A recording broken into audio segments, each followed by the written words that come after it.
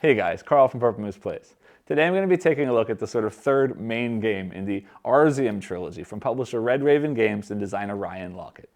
This is a sort of adventure, story-driven kind of game that relies on a sort of exploration and combat-based mechanism, and also this sort of tile-laying, tableau-building, village-building mechanism as well.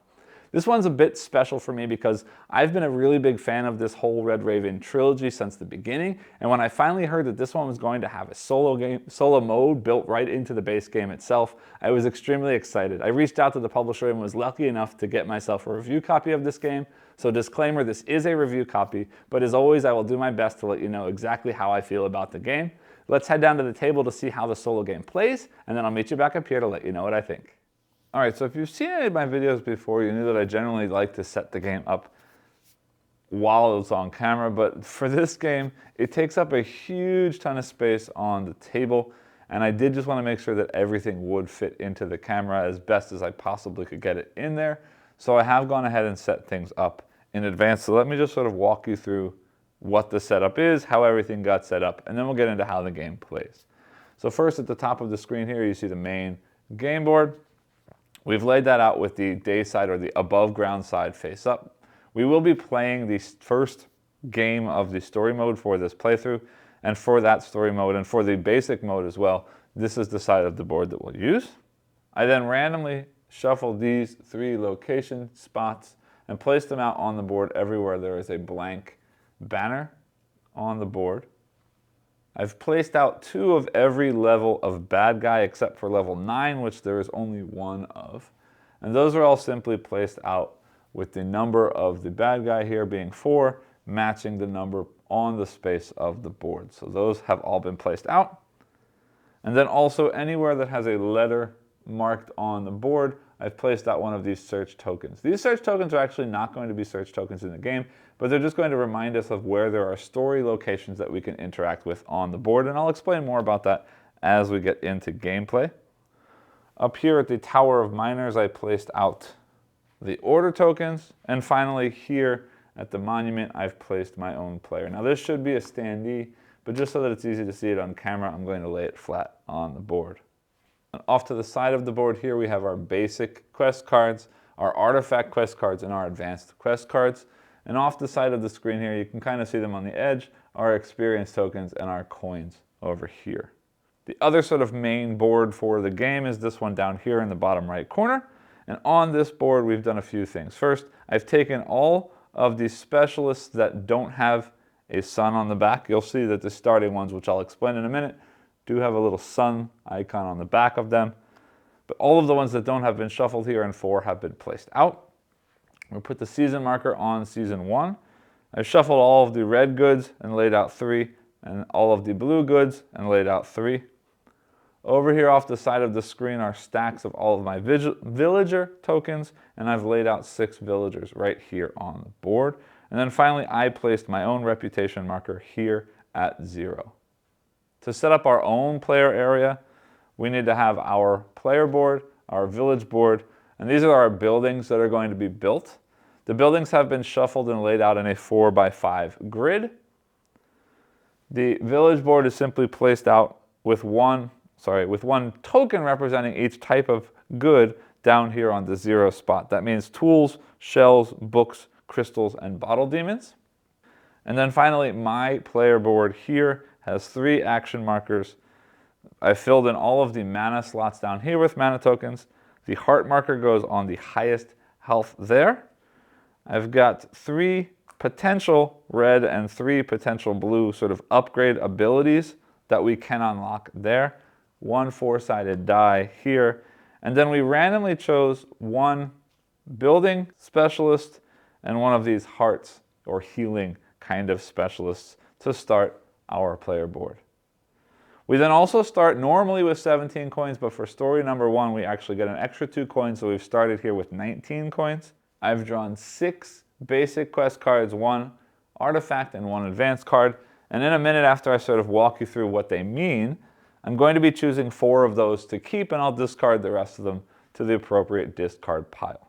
And then finally, because we are playing the AI solo mode, The AI deck is here and shuffled, and the AI also started with a random building and a random heart specialist. The only other thing that you can't see on the screen down here at the bottom of the screen, there are 2 player aids that I will be referring to, and we will use the back of this player aid when we do get into combat, but I'll explain that in a little bit. And then finally, in addition to the 2 extra coins for story 1, we've also placed a search token down here on the undergarden where it normally wouldn't be placed because there is no letter here, but there is a story location special for this level mission or this story level. And we also need to place out this Grellium T28 token and this wild boar token. Those get placed off to the side. I'm just going to leave these down here, and if we need them, we will take them later. So as I mentioned, we will be playing chapter 1 in the story. So before I get into how the game plays, selecting my quest cards, and getting into gameplay, let's begin with the story. For this game, I will be playing as Marklin, the magician scholar searching for secrets of the past. And for all of the story beats of chapter 1, we will be referring here to the chapter 1 storybook. So again, before we get into gameplay and how to play, let me read the introduction story for Marklin. Chapter 1, Petrified Monsters. 20 years ago, the crystal meteorite landed in the wastes of Arzium, sending swarms of monsters across the desert to destroy your home. They left the monument unlivable, and you and its inhabitants became refugees, waiting for the chance to return. Now the monsters are weakening. As their numbers dwindle, the monument is free for its citizens to return. Though the familiar buildings have crumbled, and the streets are filled with rubble, you can still imagine the warm fires and hearty meals you enjoyed here. Other wanderers have also come home, ready to rebuild the city. But you will need to bring back even more refugees in order to reclaim and rebuild this ancient place and defend it from its enemies. You must also learn why the monsters are losing strength. There are rumors of the creatures slowly petrifying, turning to ash in the lands around the monument. But will they remain a threat? Someday regaining their full force and attempting another invasion of your home? You must not let that happen. A game of Now or Never is going to play out over 6 seasons. And each season we're going to take turns with the AI, taking 2 different types of turns. Hero turns, moving our hero around the map, completing quests, fighting enemies, and completing sort of story locations. And then also specialist actions, using the specialists that we've recruited to build buildings that will ultimately allow us to produce goods that we can trade for coins and bring new villagers into our town that also will work to produce goods, bringing in coins, and ultimately at the end of the game, the coins will become points, and whoever has the most points at the end of the game is the winner. Now in the case of the solo mode, the AI is not going to be scoring points, so we're basically aiming to get beyond a threshold of 100 points in the first game, and then we'll try to beat our own score if we progress into the story further along. So I mentioned in each season, both myself and the AI will be taking turns doing actions. And then after we've passed on actions, we will move into the production phase, producing goods based on what our buildings and our villagers are producing. And then we'll move on to the next season, repeating the same thing until the end of the 6th season, we complete our final production. And if I've been able to produce enough goods to make enough coin to get beyond 100 points, I will have beaten the game. So let me give you sort of a broad overview of the different actions that we can take on our turn. And then hopefully as I get into the gameplay, you'll be able to see a little bit better how those things play out in the game itself and sort of how the details of each of those things works out. And then things will sort of make more sense. So on a turn, I mentioned that you can either take a hero action or a specialist action. And for now, the main 3 specialist actions that you can see out on the board are the 2 that we start with, which is building and healing or increasing heart. And over here is the gear store or goods specialist ability. And in order to use a specialist, we have to pay the top amount of coin up here in the top left corner if we're using our own specialist. Same thing if we're using the AI specialist. Now the lower number that we see on these cards is the amount of money that that player would be receiving from the supply if someone else is using their specialist. But in this case, if I use the AI specialist, I don't have to give any money to the AI because the AI is not collecting coins and not collecting points. So again, I will pay the cost in the top left corner of either my specialist or the AI specialist, flipping them upside down and activating whatever the ability is. In addition, instead of using a specialist that's already been recruited, we can recruit a new specialist by paying double the cost that's printed into the left corner. We're recruiting them into our own village and then instantly activating them for whatever their ability is. It's worth noting that we can ever only have 4 specialists in our village, and if we ever recruit a new one, we then either have to immediately get rid of the specialist that we've recruited or swap them in for somebody else, getting rid of the one that we replaced. So let's take a look at those 3 main specialist actions. There is one more that is to get experience, and I'll explain that if it comes back out later, but let's take a look at these specialists. So the first specialist type here is the builder. And by taking a build action, I can spend coins to build buildings in my village. And when I take a build action, I'm allowed to choose one building to place into my village, paying the cost as seen in the bottom right corner of a building. So for example, this building here would cost me 7 coins. Now some of the buildings are going to have special things that trigger the bottom center of the building, and I'll explain what this means in just a minute. And this bottom left thing that happens is, this is what that building is going to produce in future production phases when it's in your building. But before we get into what the buildings do, let's talk a little bit more about how they get built. In order to build a building, we have to first start with any of the buildings on the edge of this sort of tableau display. And then once we've purchased and placed our first building, we then have to only build buildings that are adjacent to buildings that we've built before. So if I build this building, I can then only build one of these 3 buildings. And then say, for example, on the next turn, I build this building. Now I can build any of these 5 buildings that are adjacent to that new building or the previous building that I built. So as we start building buildings, we'll have access to other buildings that we can build. And for the most part, the buildings are used to produce the things that I mentioned are printed in the bottom left corner of the building. However, some buildings will be a little bit special. So for example, this building right here will give me 1 book when it's built, and it actually reduces the cost of building future buildings by 1 coin. Other buildings you might see are going to be scoring buildings. So for example, this building, while it also does give me 1 book, will score me 2 points for each bed that is printed on an adjacent building in my village. So there are going to be buildings that produce things for me, but also buildings that score based on conditions at the end of the game. Now, when we build a building into our village, we have to first start on the bottom row with our first building, and then every building that we place from then on should be placed adjacent to a building that's already been built, meaning either next to the building or built above that building in the next level up. Any space that shows a resource or a good, like these shells or this tool or this crystal or this book, when you build in that spot, you will instantly receive whatever that good is. These spaces that show a 2 with a little building means that in order to build in those spaces, I will need to pay an additional 2 coins in addition to the cost that's printed on that building. And there are a couple reasons beyond the production and scoring that's printed on the building that we want to put the buildings in specific places on our board. First, if we can complete the 2nd, 3rd, or 4th rows, we will score the number of points printed here on the side. So 6 points if I can complete the whole 2nd row, 7 points if I complete the whole 3rd row, and 8 points if I complete the whole 4th row. In addition, throughout gameplay, we will be recruiting villagers from down here. And each of these villagers is going to be producing a resource that is shown here at the bottom of the villager's tile, if that villager is placed in a house in your village. And what that means is, for every building in a level, you can have 1 villager living in that level.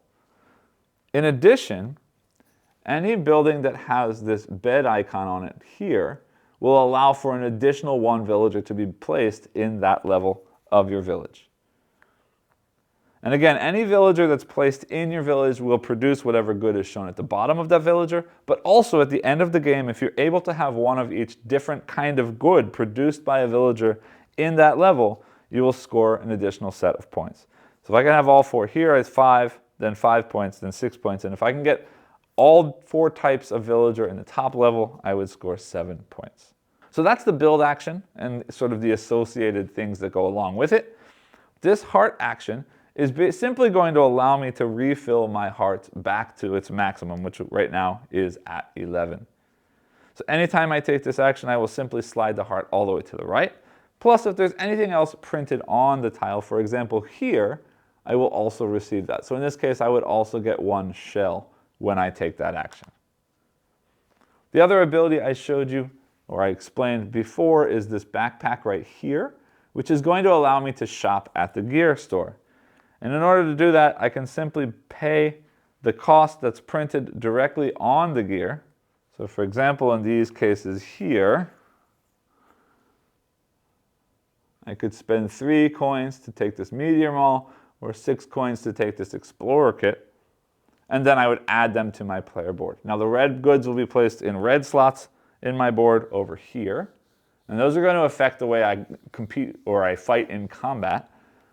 Or a blue good like this, or a blue gear like this, will fit over here in the blue slots on my player board, just giving me sort of extra abilities. So let's take a look at 2 of those right now. The meteor maul says when I'm fighting, I can roll a die, and if I get a 3 or a 4, I'm going to add that result, either 3 or 4, to the damage I do in combat. And I'll explain that a little bit more when I get into how combat works, because right now that doesn't mean anything to you. And this explorer kit, see, gets 1 defense, again, which is going to be meaningful in combat, which I'll explain shortly. And it says I lose 1 fewer heart each time I search, and I'll explain what that means as well. So those are sort of the specialist actions that we can take, and you'll see how that plays out as we get into gameplay. But instead of playing a specialist action, we can instead take a hero action.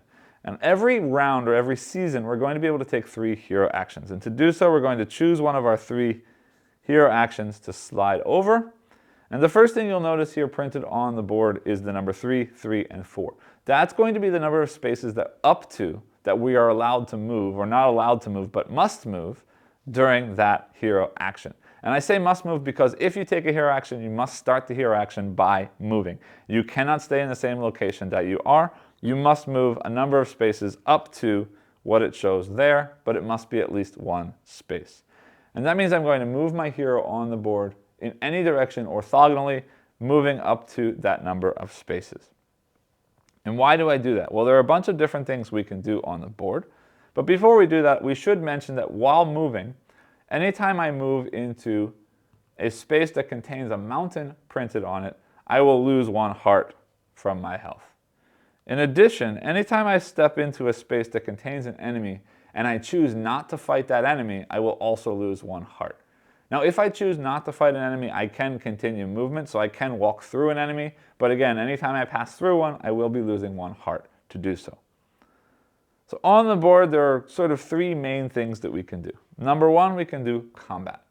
Number 2, we can sort of activate whatever location is at the spot that we are at.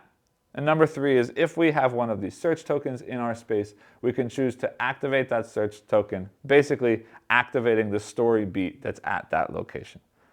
So again, on a hero turn, I'm going to activate one of these actions, move a number of spaces up to the number that I've just covered, losing hearts anytime I enter a space with a mountain or with an enemy that I choose not to fight. And then once I've arrived at my location, I'm going to be either fighting, activating the action that's at that location, or doing the search token to activate the story. However, before I take the action at the location, I also have the ability to use one of these quest cards. And what a quest card does is this quest card is going to allow me to do whatever it says if I have the ability to pay what I need to pay, and the paid cost is always up here in the right corner, and I must be at the location printed here. So right now, if I was at Ublo Tower and I spent 2 hearts, I would find a leather satchel on the side of the road and I would gain 3 coins. In addition, at the end of the game, this card, if completed, it would be worth 1 point. So while we're here, let's take a look at all of the cards that I've chosen, and I do need to keep 4 for this gameplay. Now it's worth looking that Ublo Tower is over here. And that's where the lower numbered enemies are, so it might be a good idea to head over that way. There's lots of story stuff happening here too, and the main story or the extra story that's not printed on the board is here. So I might expect that that's something special. So that's not a bad card to keep. Next we have the Tower of Miners, which is up here in the top right left corner, and I'm going to explain that's a special location, but I'll talk about that in just a second. If I spend 4 hearts, I get 2 points at the end and I gain 1 crystal. The Wailing Caverns, that's a good old goodie bat. This one doesn't have a printed cost because this is a combat. I'd have to fight the bat, and if I'm successful, I get a book, 2 villagers, and 1 shell. At the Wailing Caverns again, these are both Wailing Caverns. I find hidden shells, and I would gain 2 shells for 2 hearts and a point. Wailing Caverns are down here in this bottom corner. We may or may not make it all the way down there, but if we've got 2 cards for that place, it might be worth doing. The Snail Caves is a destroyed camp, and if I spend 2 hearts, I will find a Bottle Demon. Here is the Monument, which is where I'm starting actually, so that might not be a bad one to play. But I do need an experience point to activate this, and I don't start with any experience. I'd find a laser drill that would give me an ongoing production coin every round, which would be pretty nice to have. So those are the starting regular cards. My starting artifact potential for 2 books, I get 4 points, and this would be an ongoing transmuter that I get at Ublo Tower, which would allow me to spend 1 mana and 1 tool to increase my hearts during up to 4 during combat, which is pretty cool because if I lose hearts during combat, the combat ends and sort of resets, and I'll explain that in just a second. So that's pretty cool, but it will take 2 books, which aren't super easy to get. But it is at Ublo Tower, which potentially I have another card to there. And finally, my advanced card is the Hermit's Hut location, which is going to be all the way over here. And the Hermit's Hut guidance for 2 books, but I have to also have at least 4 villagers that make tools. This is just going to get me 8 points at the end of the game. So that's going to be tricky to do, but it might give us a good goal, and 8 points is a big chunk. And getting over this side to fight big bosses at the end of the game is not a bad thing to do. Let me finish explaining the location actions and the combat, and then I'll come back and select those cards. All right, so the first location action is the Tower of Miners up here. When you come here, you will look at 2 of these order tokens, and you will get to keep 1. Here, I'm going to show you the bottom of the stack so it doesn't spoil anything for me, but then I can explain what one of these does.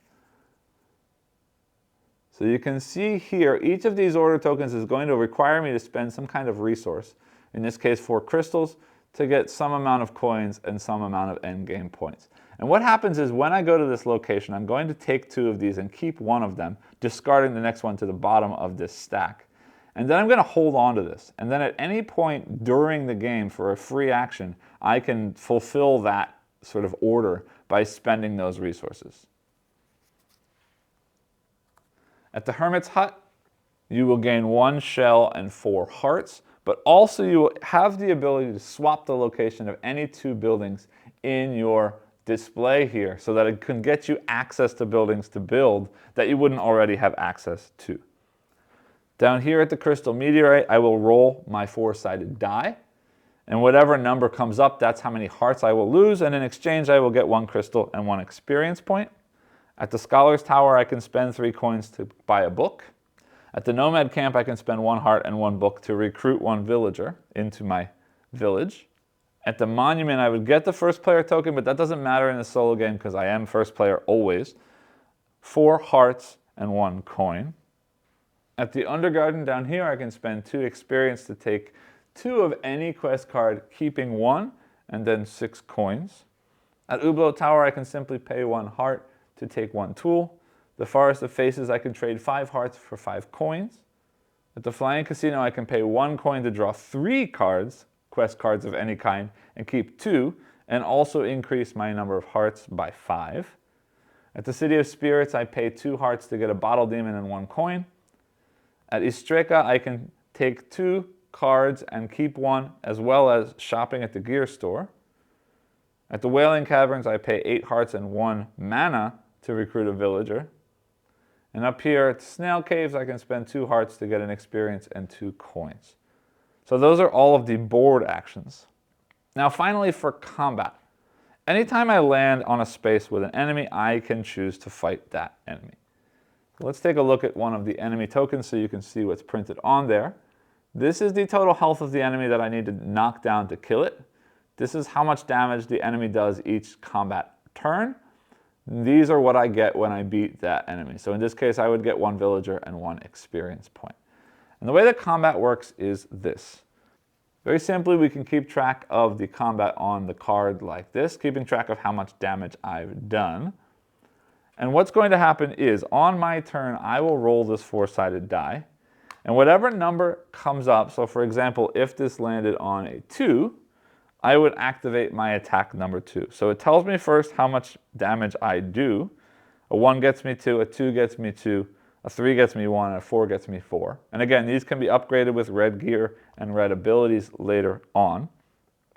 In addition, any space that has mana on it, if I've triggered that ability, I can spend the mana to do whatever it says. So if I rolled a 2 in this case, I would get 2 auto attack, plus if I spent 1 mana, I can get 3 more. So I could have up to 5 with the number 2. And I will instantly do that damage to the enemy. But at the same time, that enemy is going to retaliate with that amount of damage back to me. And if ever my hearts run out, combat ends instantly. Or if I choose not to let my hearts run out and I want to end combat, as soon as a combat turn is done, I can choose to retreat and end combat then. If I've lost or if I retreat, the enemy's health reverts back to the full health. So in the next turn, if I fought it, I'd have to fight it again for full health. But also, I would get 1 experience for having gone through the battle and lost. Otherwise, if I win, as I mentioned, if I'm able to knock down the enemy's hearts to 0 before I lose all of my hearts, I will gain whatever it shows at the bottom of that enemy, and I will remove that token from the board.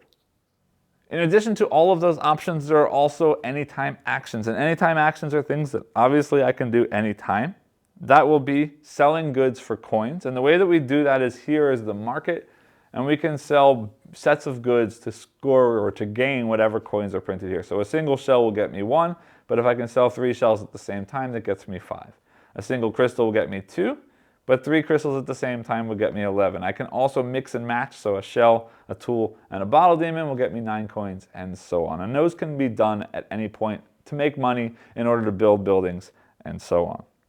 I can also place any villager that I've recruited into one of the housing levels, but once they've been placed in there, they will be locked in there and cannot be moved unless there's some special ability that allows that to happen.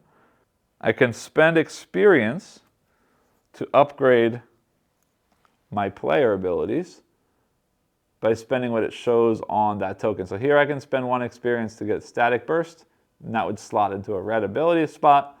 Here I could spend 2 experience to get gravity orb, again slotting into a red experience slot. It's worth mentioning though, of the same color, we cannot score or we cannot activate a higher level. So here, for example, a level 2 ability until we already have one of the previous level unlocked. So if I wanted to unlock this level 3 red ability here, the Plasma Mortar, I would have already had to have had Static Burst and Gravity Orb active on my board before I can do that. I already mentioned before, but if we have an order token in our hands, we can always activate or complete that order. And then finally, we can spend 2 experience to fill any villager slots. Because as we are taking villager slots, these do not get refilled until all 6 have gone away, and then we refill fresh. So if there are some missing and I'd like to fill them in to get the sort of goods that I want to be producing for any reason, I will have to spend 2 experience to refill. Not refresh, just refill what's missing. So again, we're going to be taking turns back and forth. On the AI's turn, after I take my turn, they will flip over the card and do whatever it says. If I pass, the AI instantly passes. They do not take a turn after I've passed. And then once we've both finished our turns, we will move into production phase, but I will hold off on how the production phase works until we get into our first production phase. So with all that said, I know that was a lot. Let's have a look at the cards one more time that I've been given, choose our 4, and get into gameplay. So as much as it pains me, the Hermit's Hut is not a bad one to have, but this is going to be a very late game one that costs a lot of stuff and requires specific villagers, so I'm going to get rid of that one just because I don't know that I'll ever get to it. Having this ability to heal during combat would be nice, except to get that and then to trigger it and then to make use of it may or may not be something I get into. And I don't know how much combat I'm going to be doing because we are playing story and I'd like to see a lot of the story. So we're going to focus quite a bit on story. And saying that, I realize I didn't explain how the story works. I'll explain how that works as soon as we get into our first story, and I promise that will be fairly soon. And I will say that it is worth doing combat to some extent to get those villagers, to get those experience points that we will be using for other things and for ultimately for endgame scoring. So it's not like I can completely avoid combat. All right, so then we do have these 6 cards. And I'm tempted to think that I'm going right to get some of this stuff done. The Wailing Caverns is far away, but I've got 2 cards there. One of which is a very strong monster, though, and I don't know that I'm going to be over there that late. So let's assume that we don't necessarily get that far. In which case, we've got Monument, Snail Caves, which is over here as well. We've got the Tower of Miners, which is all the way up in the corner, but that's where I get orders. And the Ublo Tower, which is here. You know what? I think I'm going to take that Ublo Tower back again. I'm going to take the 2 Ublo Towers. We'll keep the Monument card because that's an ongoing production coin, which is nice. We might do that early in the game. And yeah, let's assume that we get over to the Tower of Miners soon. Or not soon, but eventually. Because I think I'd rather have that and get an order that we might fulfill than just a Bottle Demon from coming all the way over to the Snail Caves. Although the Snail Caves does have a story. You know what? No, let's do that. We're going to keep the 2 Ublo Towers, the Snail Cave, and the Monument. And I know that I need 2 hearts for each of these, 2 books for this, and experience for that. I will set these off. No, I'll set them right here for now so I remember what we've got. And like that, we can get into gameplay. All right, so looking at what we've got here, I kind of want to fight.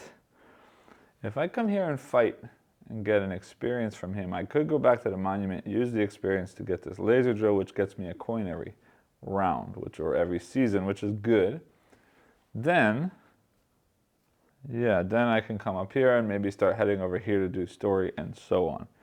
But at the same time, I want to make sure I have a spot to put that villager into. So I'm going to build something first. So I'm going to start by activating my builder for 5.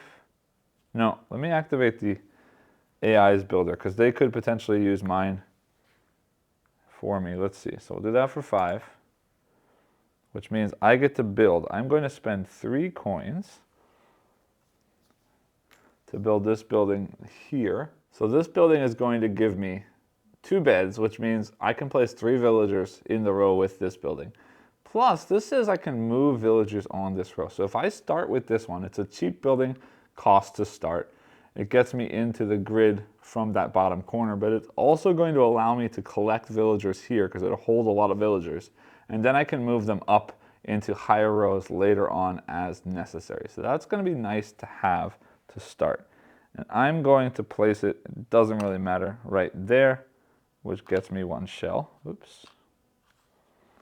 1 shell. Now the AI's turn. They flip over the top card and it says, exhaust a specialist. The boss exhausts their leftmost specialist. If all are exhausted, the bot exhausts your leftmost specialist and I gain the tax. Well, there is still 1 available, so he's going to exhaust his other specialist. And it's my turn again. Now we're going to use our first hero action to move down 1. Now I'm not skipping the boss, so I don't take any damage yet. We will start a battle. So for this battle, I'm going to use this card here, and we're going to mark off that the boss starts at 7 health. And again, for combat, I roll a die, which comes up 2. I don't know if you can see it, but you can trust me, that's a 2. 2 means 2, and if I spend a mana, which I will do, I get +3, so I get 5 damage on him. And he does 2 damage on me, 1, 2. Then we do it again, rolling the die. I rolled a 3, which does 1 damage to him and 2 for me. And then one more time, I rolled a 4, which does 4 damage, killing the bad guy. But we again attack at the same time as each other. So I do still take my 2 damage, but I do kill 1 enemy. And again, that enemy gives me 1 villager and 1 experience. So I will take 1 experience point, which is tempting to upgrade, but I want to save that experience to activate the laser drill, and I get 1 villager. So I get to choose from here. I see here that the villager is going to start taking things, and I do want an assortment of things. Crystals are worth more, but there's only 1 tool here, and if I don't take that, I might not get a chance to again. So I am going to place that villager with the tool down here in the first row. And with that, it's the AI's turn again. They've got, again, exhaust a specialist. They don't have any, so they're going to exhaust my leftmost. Oh no, this one starts mine. Okay, the bot exhausts your leftmost specialist if available, which does my builder. All right, and I get 3 coins for that. Let me just double check that. The tax on that card is 3, so we will get 3 coins. All right, then my turn. Ooh, yeah, that's fine. Okay, so we're gonna move again. Now it's worth mentioning, I haven't mentioned it yet because we haven't had to use it, but Marklin has a special ability written down here that says I can spend 1 mana to add 2 movement for my movement. I think I forgot to mention before that when I am moving, I can always spend hearts at a cost of 1 heart per 1 space of movement. But again, we're moving 3. I only want to go 1 spot, so it's not going to matter. We move there. Now, we are going to activate our first card, which says at the monument, there is a laser drill. And I repair a drill to mine deep below the monument by spending 1 experience. So I will get 1 point at the end of the game, and I will get 1 coin every round. So I'm going to set this, I'll just set it here for now. So remind me that it's production. If I need that area, I'll move it up later.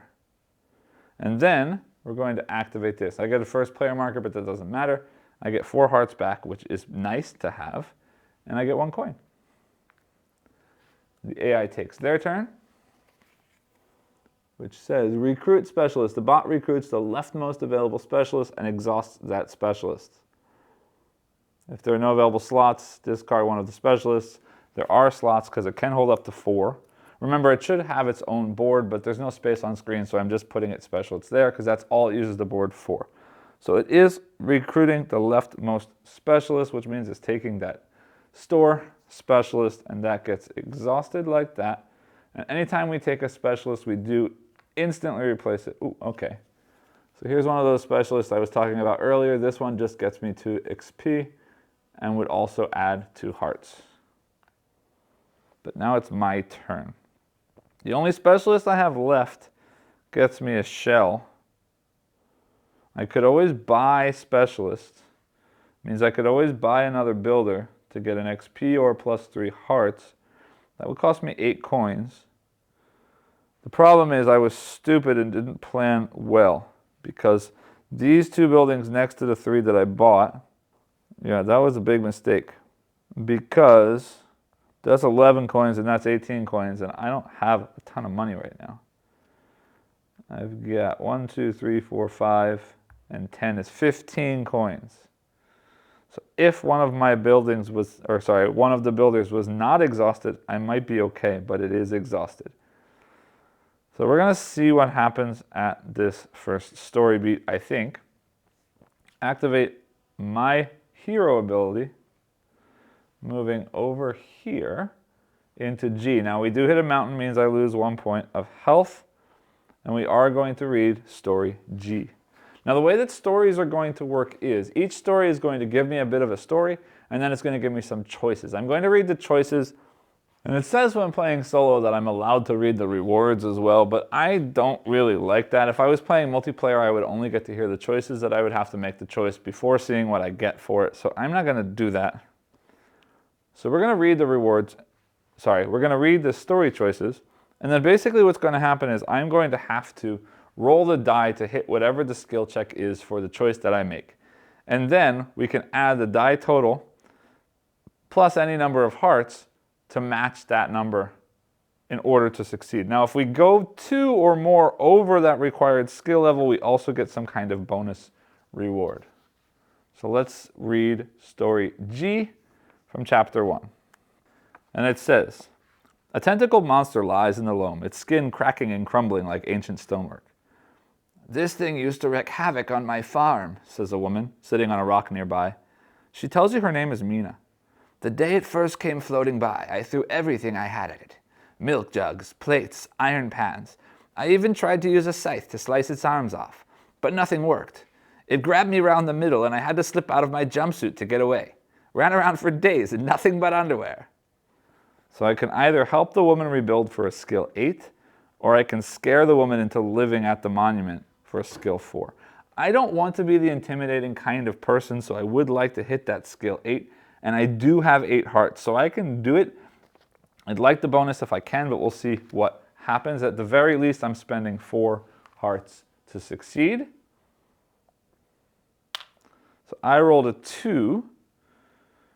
Now I could spend all of my hearts, which means I couldn't take a hero action until I heal, but the point is I can't anyway because of this.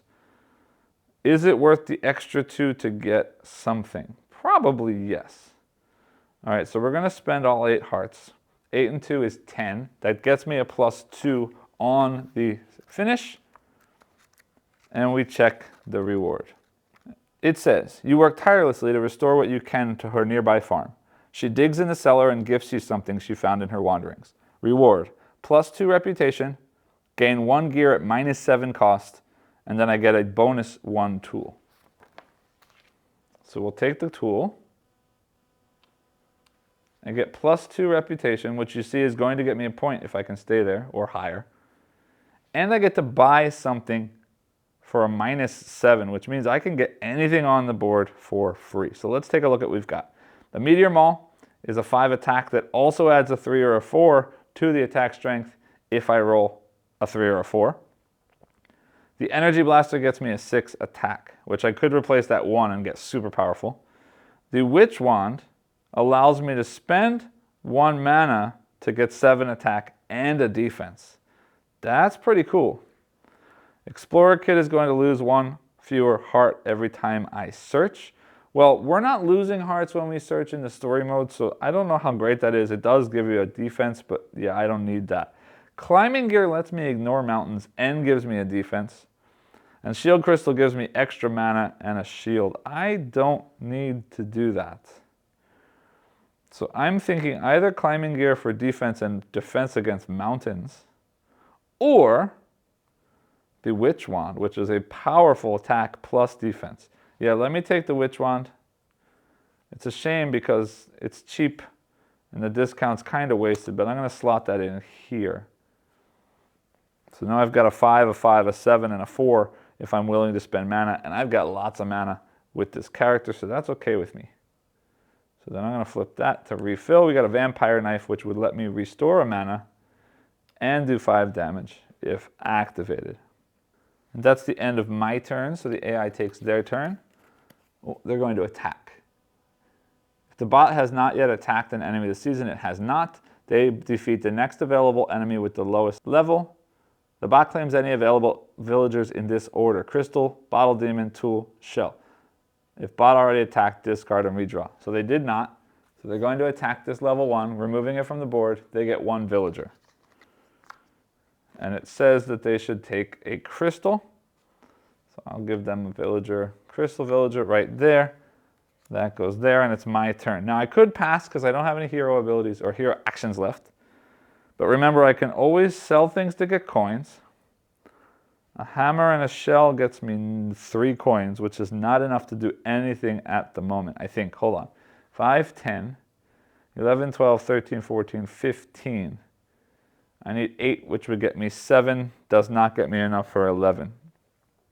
So I could trigger this for $5 to get my hearts back, because I will need anyway. Yeah, let's do that now. I'm going to spend $5 or 5 coins to activate that, which gets me 1 shell and increases my hearts back to max. The AI takes another turn. Exhaust specialist. Exhaust their leftmost specialist. If all are exhausted, they exhaust my leftmost specialist and gain tax. Also, discard and redraw the 2 gear tokens on the bottom row. Okay, so we're not going to exhaust anything because everything's exhausted, but these 2 gear tokens get discarded and redrawn. So we've got a gravity rod, which does 5 damage, and I can spend a mana to add the result of a roll, and a pack bird, which gets me an extra movement and a defense. And now I am passing, so the AI does not take their turn, and we move into production. So looking at my production, I don't produce a whole lot yet because I haven't built a whole lot yet because I started poorly, but that's okay. I will get 1 hammer from that frog guy. I will get 1 coin from that one. One more thing I did forget. When I finished that story mission successfully, I will collect this as well. We'll put this down here. You can't really, nah. I'll stack them up here. I get 1 coin production from that as well. So we got 1 more coin from that. The AI deck gets reshuffled, and we move to Season 2. Now, moving into the next season, all of my actions come back, all of my mana comes back. These villagers do not get replaced again until they've all been taken away, so that's not going to happen right now. Also, I am going to cash in some goods so I have some money to spend.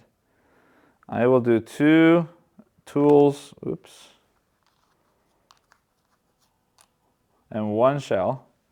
2 tools and 1 shell gets me 7 coins. And I'm going to do that. These also all get refreshed, sorry.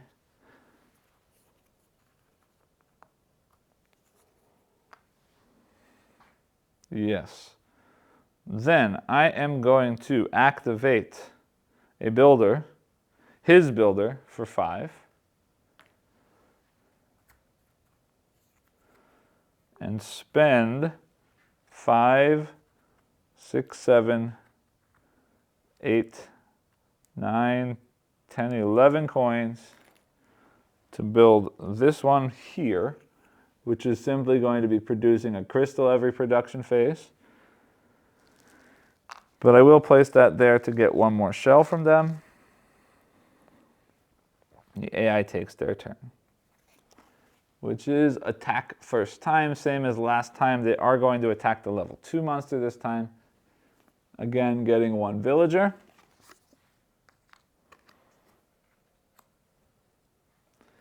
And again, taking crystal, demon, tool, shell. So they are going to take the other crystal. Unfortunately, I didn't get there in time, but that's okay. Then, my turn. I've only got 3 coins left. And the best I can do is pick up 2 more, so I don't like that too much. I wouldn't mind fighting that monster there. Either of them. Yeah, you know what? All right, I'm going to activate this. We're trying to get to Ublo Tower, which is here. I don't have any books yet, but we're getting close to books. 2 hearts will get me money.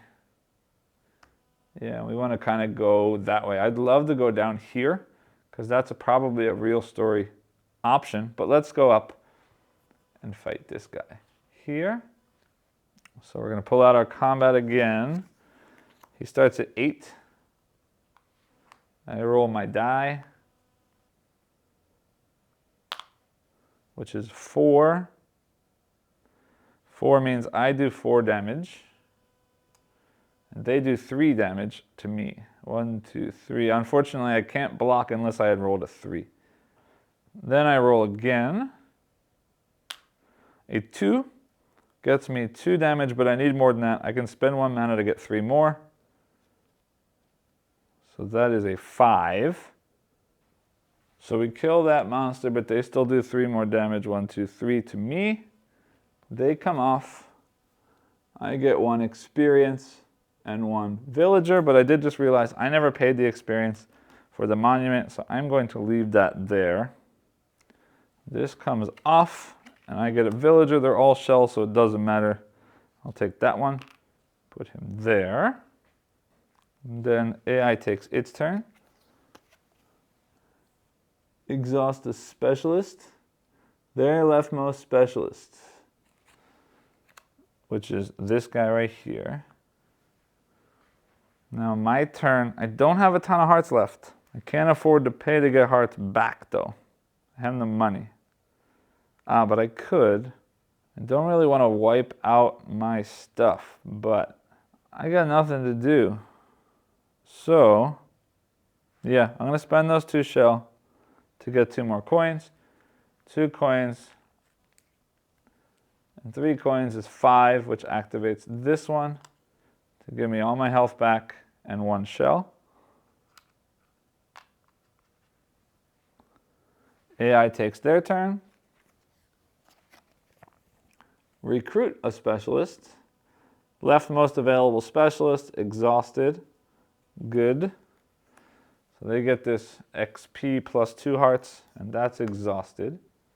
It gets replaced with a new build that gets me XP. My turn.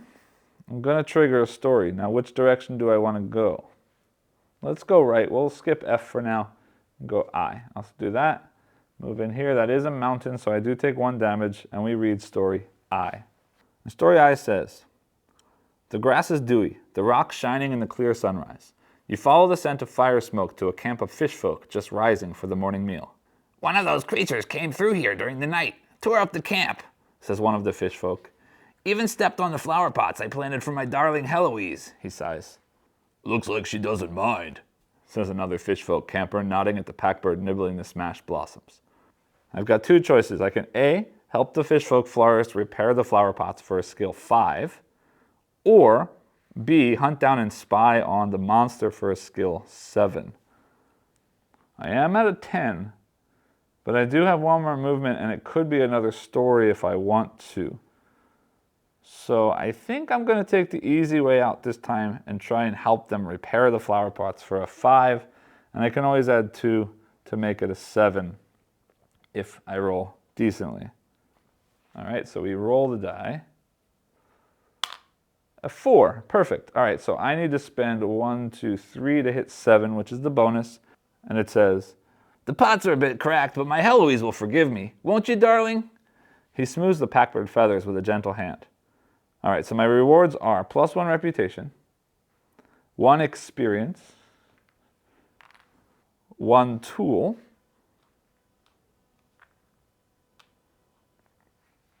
and then for my bonus, I get another reputation and a coin. All right, not bad. And then I do get that marker, which does get me another coin. I have production for the future. Great. AI takes their turn.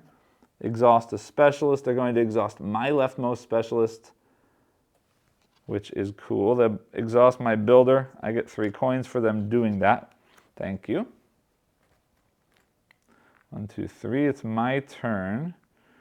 Now, I don't have the coins to do anything, because even if I activate the market for 1, I could buy a weapon, but I really don't want a weapon. I kind of want to get one of these blue ones. That was a mistake. I didn't do that before, but it is what it is.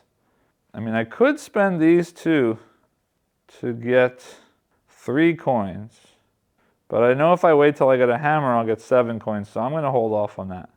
And I don't really want to buy a weapon. Now, I do have 2 experience, though. I'm low on health, so I don't want to fight that level 3 monster yet.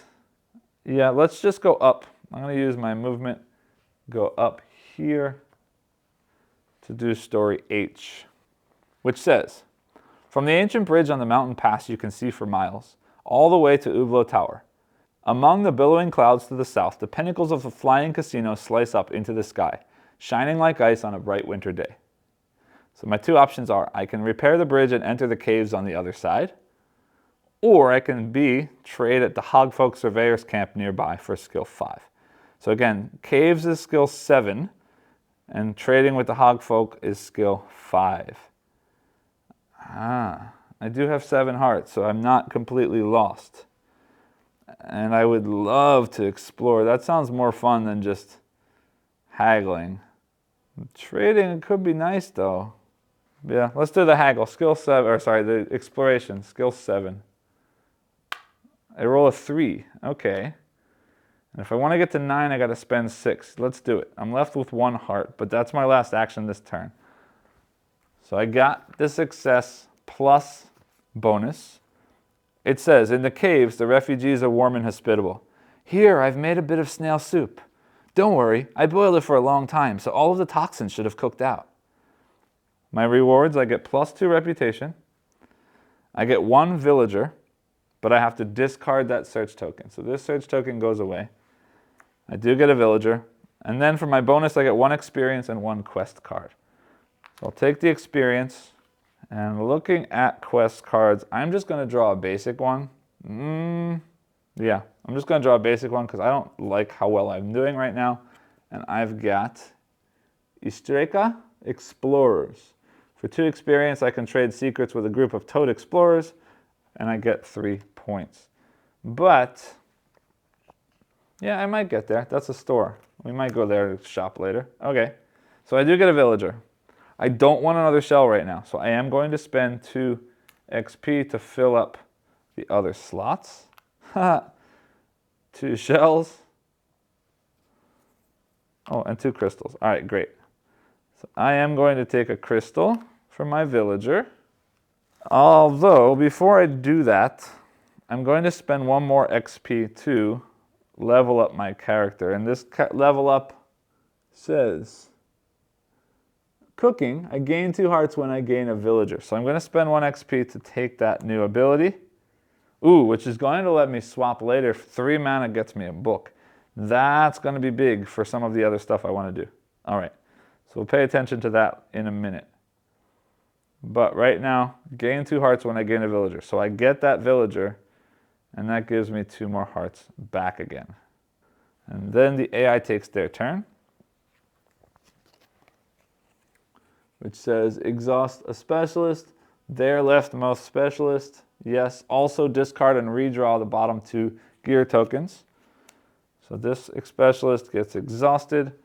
Those 2 gear tokens go away, and they get redrawn. Which is a Flame Saber. Attack 6, could be 9 if I use mana. And an Azure Coat, which is just defense, but only costs 5. That's nice. But I think that's it for me right now. Yes, because I can't use anything. I don't have any. There's no more specialists left. I can't afford to buy any new specialists. I don't have any actions left. That's the end of the round. We go to production. I get 2 crystal, a hammer, and a shell. So hammer and shell go up. And 2 crystal.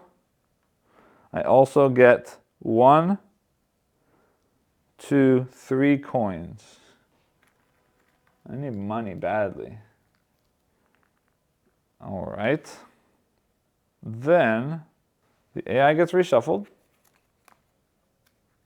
and all of my things get refreshed. Like that. These all flip over,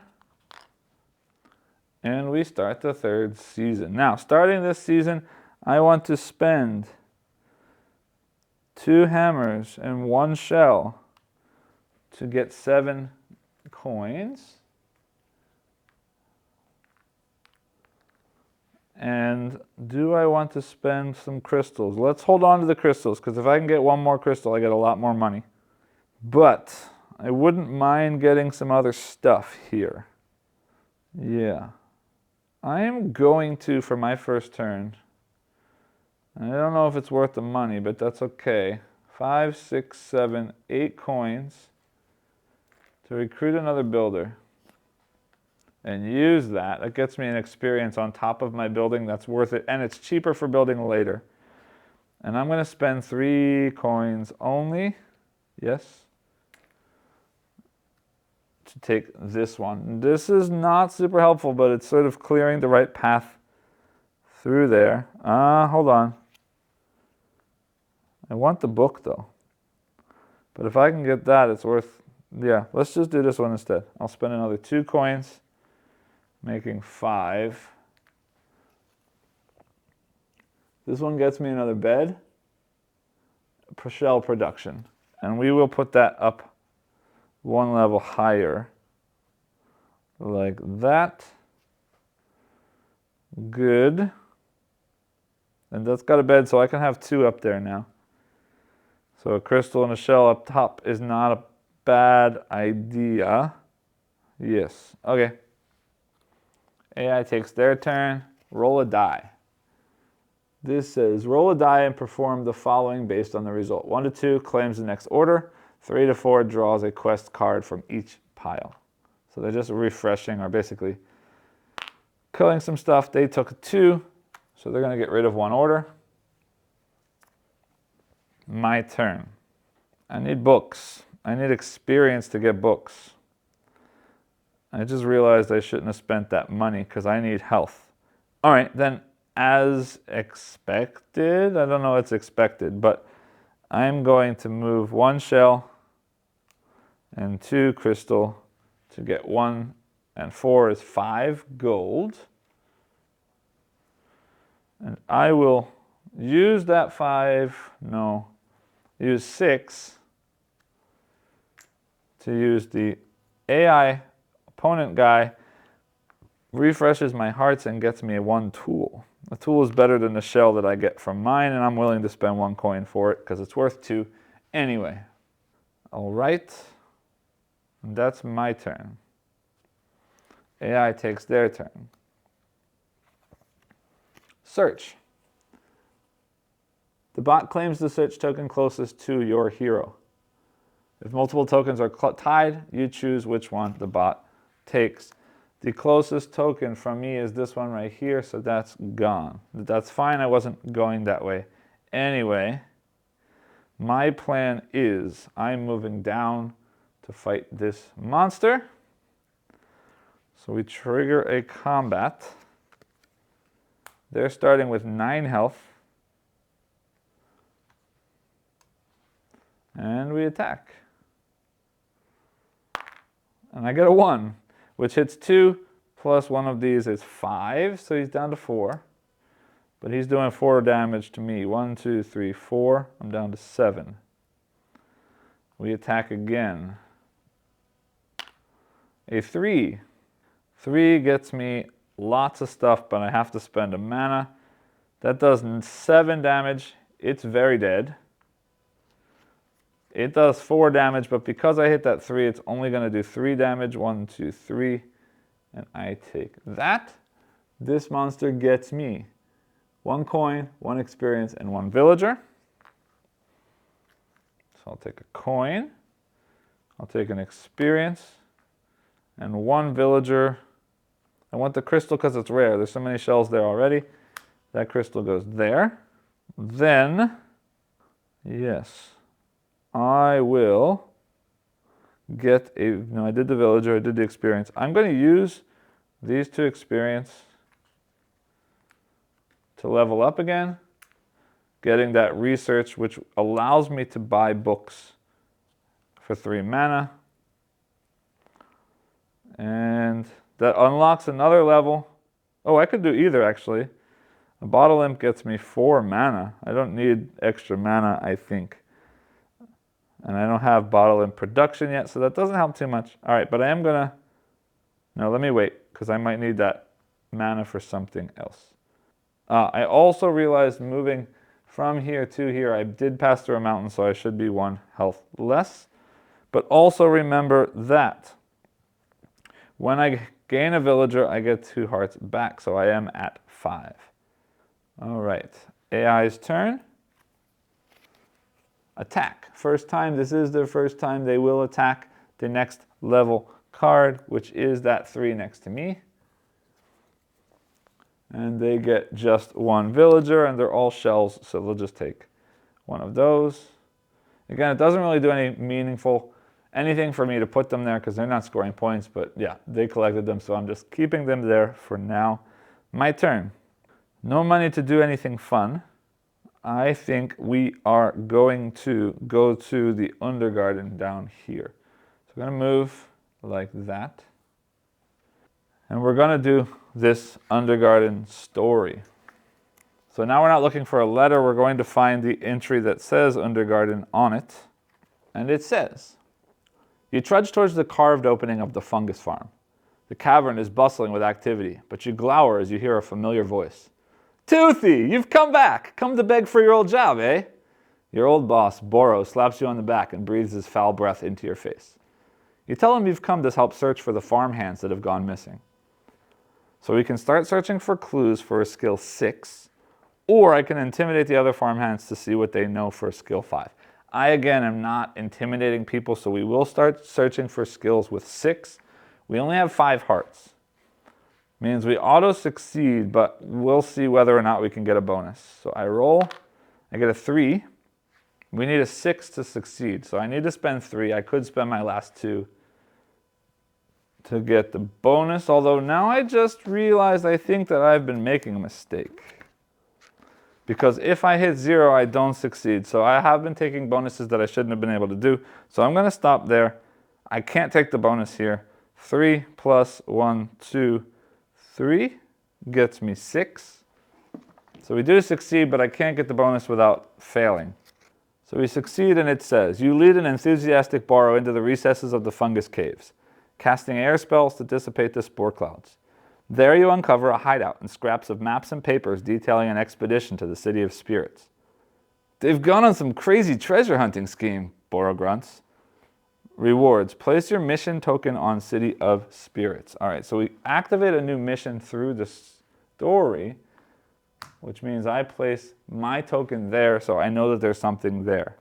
Plus 1 reputation, and I get 1 book.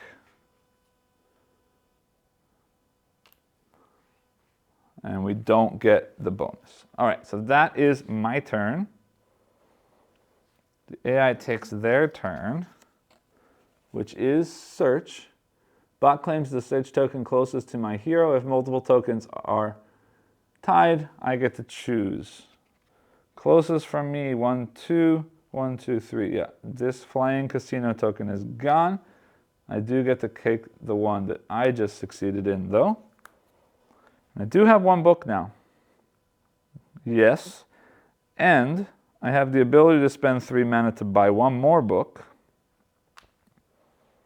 Means I'm going to move, and I'm headed to Ublo Tower. Which means I have to pass through a mountain or pass through an enemy. Either way, I'm losing 1 health to get there.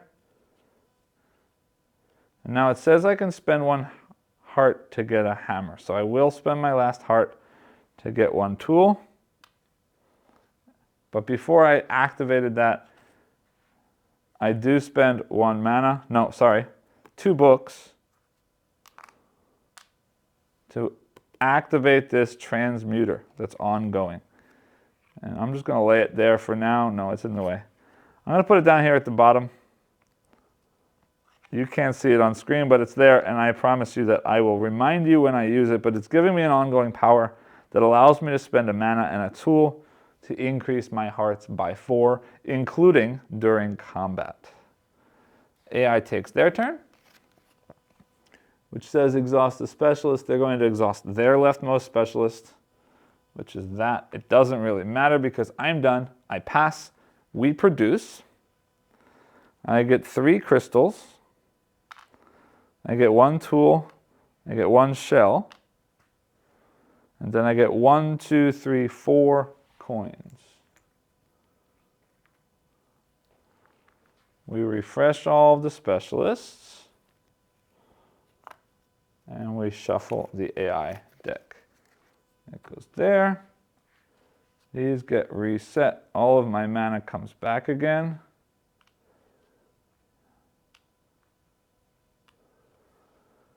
And we move to season 4. Now let's get some goodies. I still don't have any battle demons, which means is not going to do me any good. Oh, sorry, this should have been refreshed a long while ago. It's not going to do me any good to try and get some of these combinations because I don't have them. So I'm going to do 2 hammers and a shell.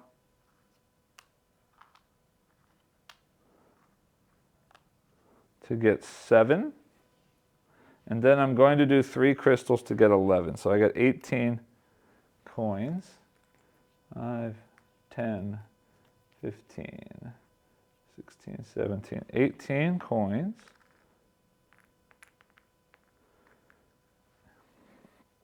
And then for my first action, I will be building. So I am spending 4. 1, 2, 3, 4. So I use my builder, because that gets me experience, which is nice to have. And then I'm going to, yes, I want this one that gets me a bottle demon, because that's what I'm missing. And I get a book for taking this one. And I think, I'd like to go up, because I can get a tool for it. But everything around that space is expensive, and I wouldn't mind expanding sideways to get more potential to hit that 6. So we're going to go right here. And that gets me 1 book. And the AI takes their turn. And this says, attack first time. Okay, so they are going to attack this number 4, which gets them 2 villagers, which I'm okay with because that means we're getting closer to the villagers going bye-bye and refreshing, which is important right now. I would like to refresh my hearts, spending 6, because I can use his, doing that and getting 1 tool. AI's turn. They're searching, claiming the closest search token to me, which means that one's gone, unfortunately.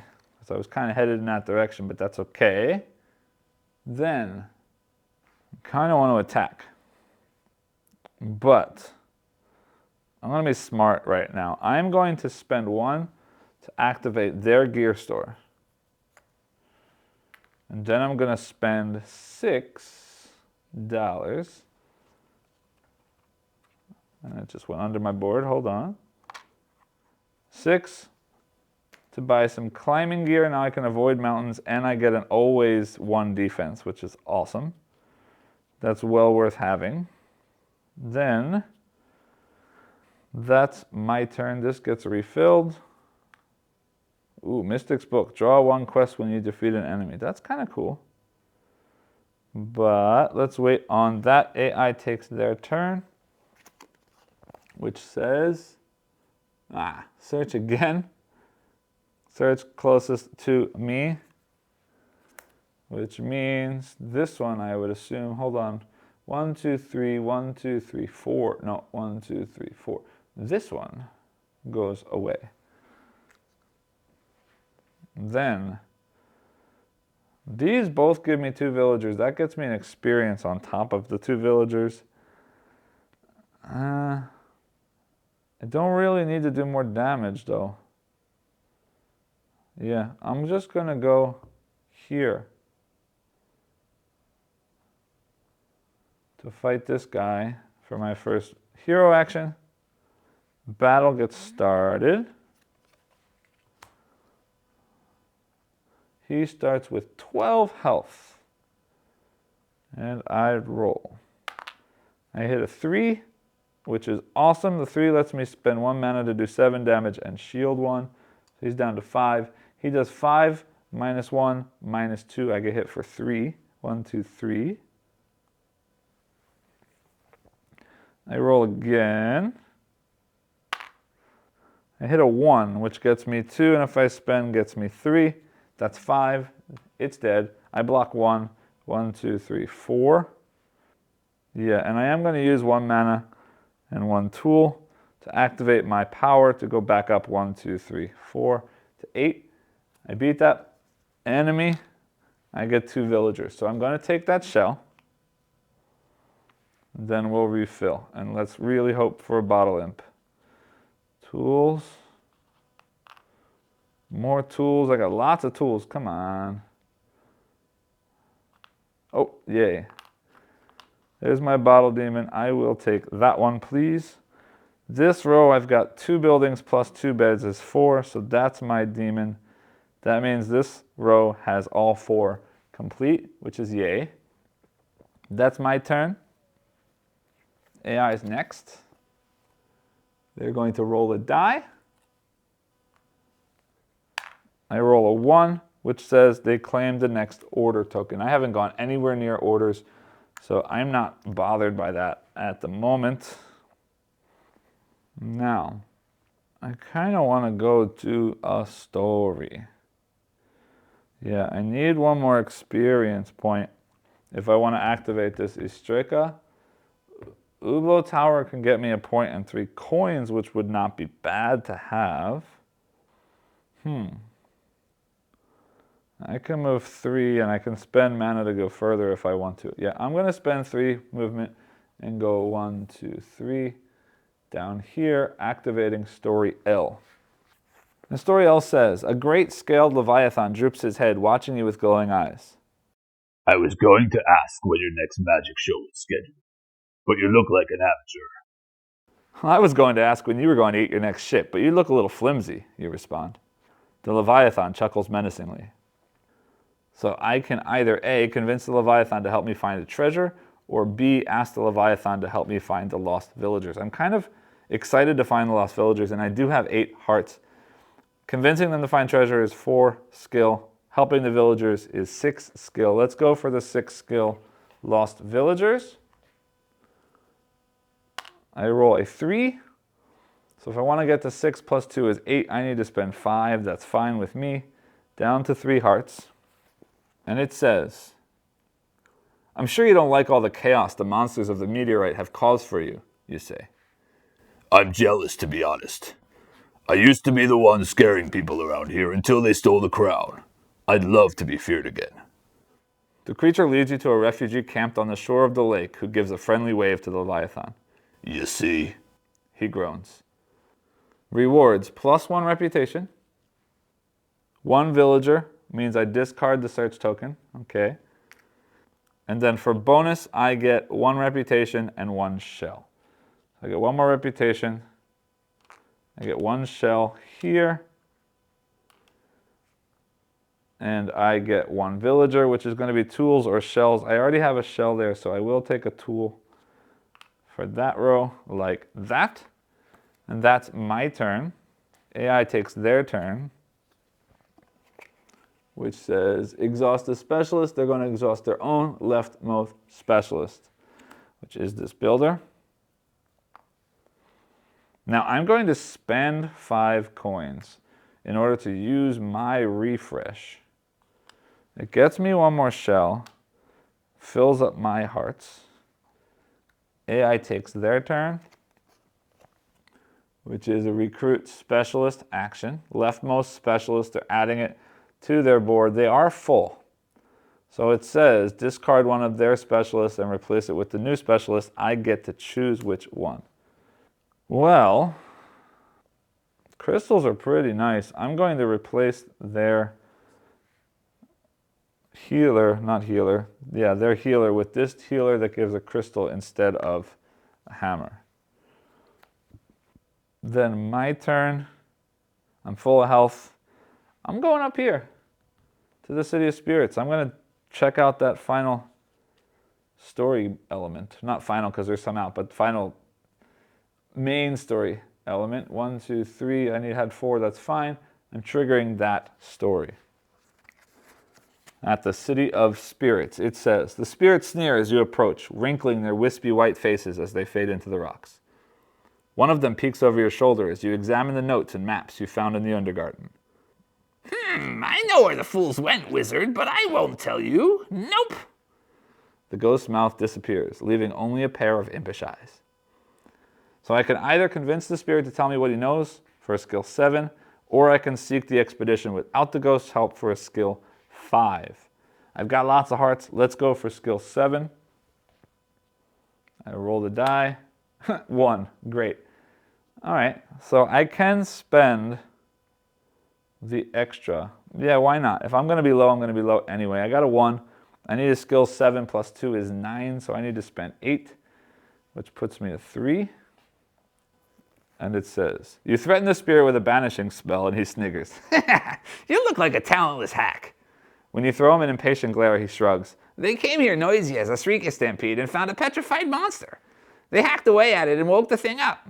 Then they ran and left us to scare it away. Not sure I'd save those cowards, but I suppose like attracts like. He chortles and fades back into the rock. You follow his directions to a cave where Burrow's workers huddle in terror. Rewards. 1 reputation. Wow, I'm at full reputation. 1 coin, 1 villager, and my bonus is a crystal. All right, so this goes away. I get a coin, a villager, which right now I can't, well, it doesn't matter. I can take it. I just can't place it. So I've got 1, 2, 3, 4, which is full. I've got 1, 2, 3, which is full. But I will take a tool to save for later. I'll place them down here. Hopefully I can slot them in a bit. And then I get 1 crystal for being the good guy and doing the bonus. All right. AI's turn. Exhaust a specialist. They're going to exhaust their leftmost specialist and redraw the gear tokens at the bottom. So that gets exhausted. Those 2 gear go away, and we replace them with a tracking dog and a royal pike. Also, I got a new villager, and when I get a villager, I gain 2 hearts. 1, 2. I think I may have forgotten that last time, but that's fine. And I never replaced that specialist, but that's not a problem. Then, I can't do anything else with 2 coins and no action, so I am done. I only have 2 mana, so I can't get a book. I could add 4 hearts, but I think I'm gonna pass for now. Yeah, all right, that's it for me. I'm passing. End of the season. AI cards get shuffled. All of these guys flip back over. I need to start building some stuff so I can start scoring some points quickly. My guys get flipped back over.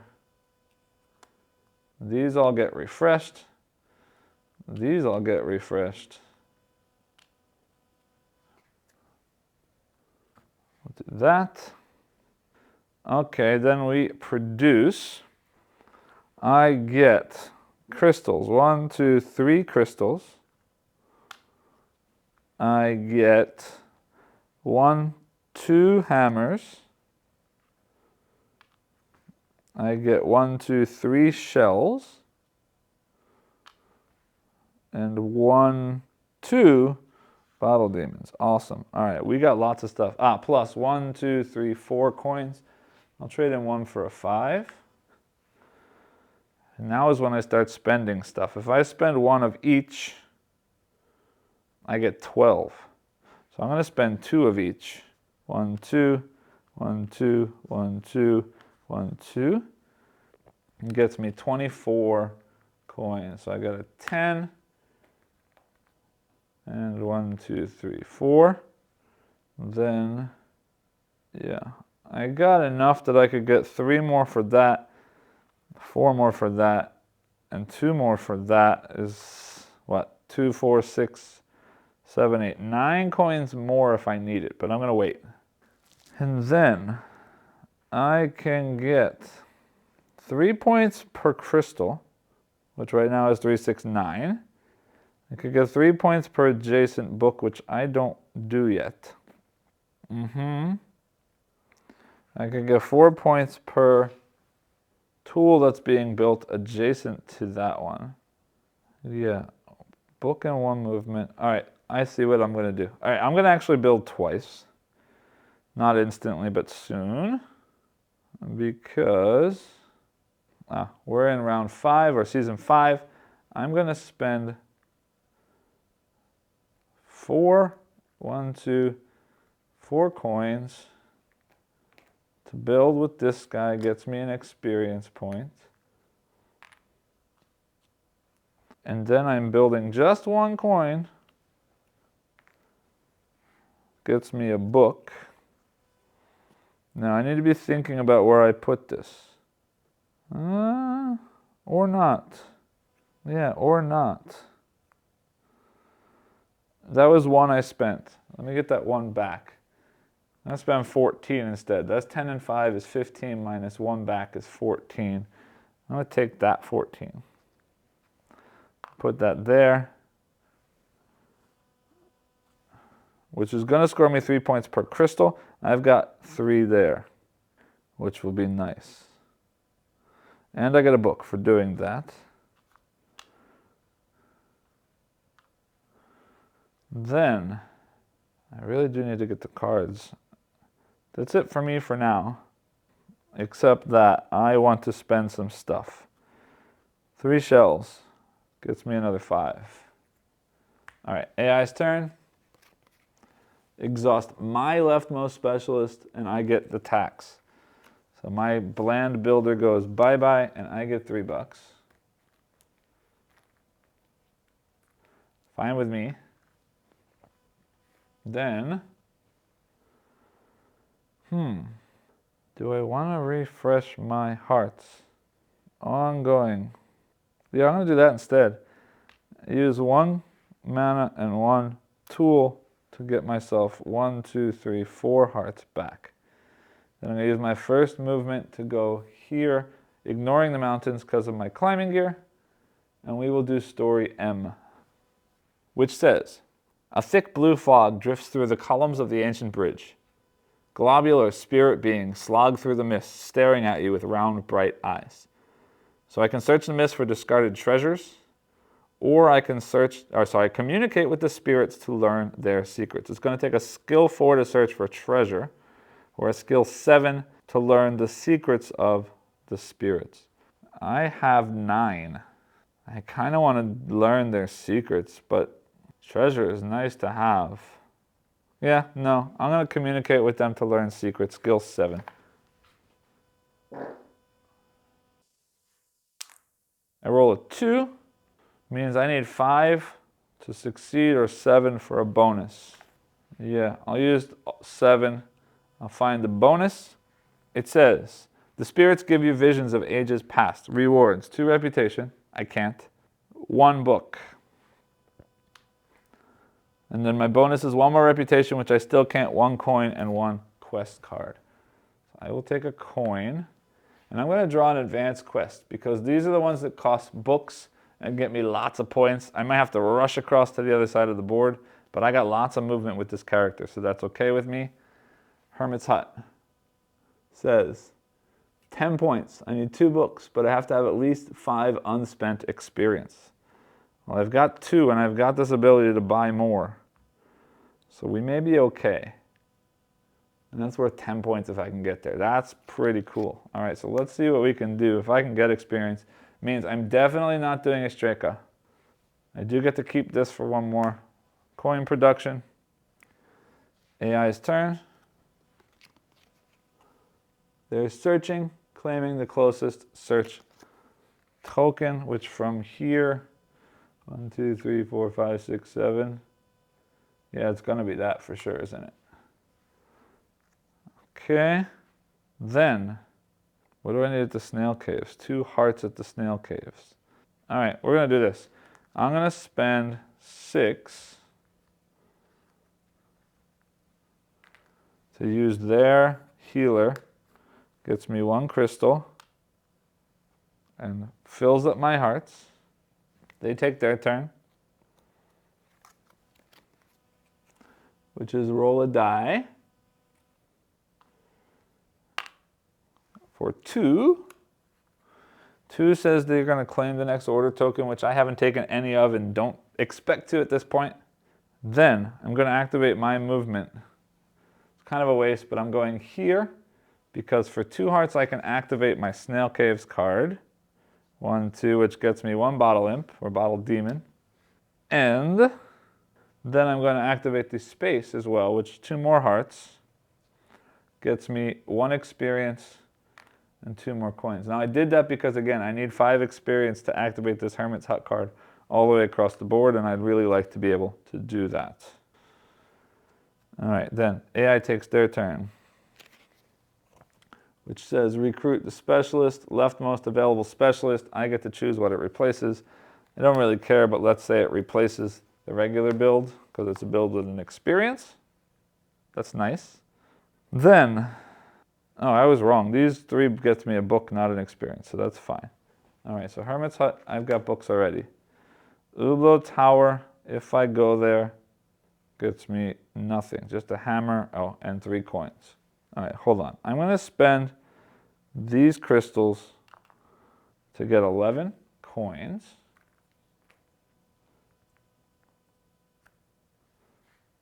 Oh, I don't have any builders left. That's sad. All right, what else do I have? A demon gets me 2, that's not worth it. Got lots of books. I wanna fight somebody. Yeah, I definitely wanna fight somebody. And that'll give me an experience there. Yeah. All right, I'm gonna move. Yeah, I want another building, but the best building I can do is 8, and then I have no money left. All right, then we are going to move. We're gonna attack this number 5 right here. It's here already.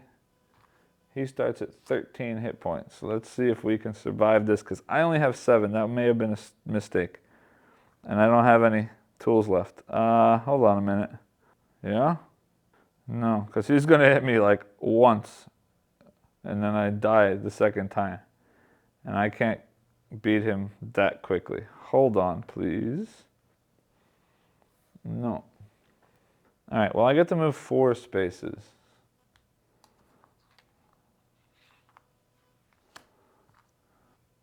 One, 2, 3, 4. That costs 5. Yeah, but I've got mana to spend anyway. 1, 2, 3, 4, 5 at Ublo Tower. Means I can spend 2 hearts there to do that card and get 3 coins. I'll take a 5 and trash 2. And then I get to spend 1 heart to get a tool. And he takes his turn, exhausts their leftmost specialist, and refreshes gear. This is gone. These 2 go away. And the next 2 come in. Scaled sword and azure gloves. Big attack. Wow, up to 12 in 1 hit. And azure gloves gets me +1 maximum mana if I have it with the coat, which I don't. Okay. Then, I'd love to build right now, but I don't have any building abilities. Yeah, I'm gonna spend 3 coins to use this to get 2 experience and 2 hearts. So 1, 2, and 2 experience.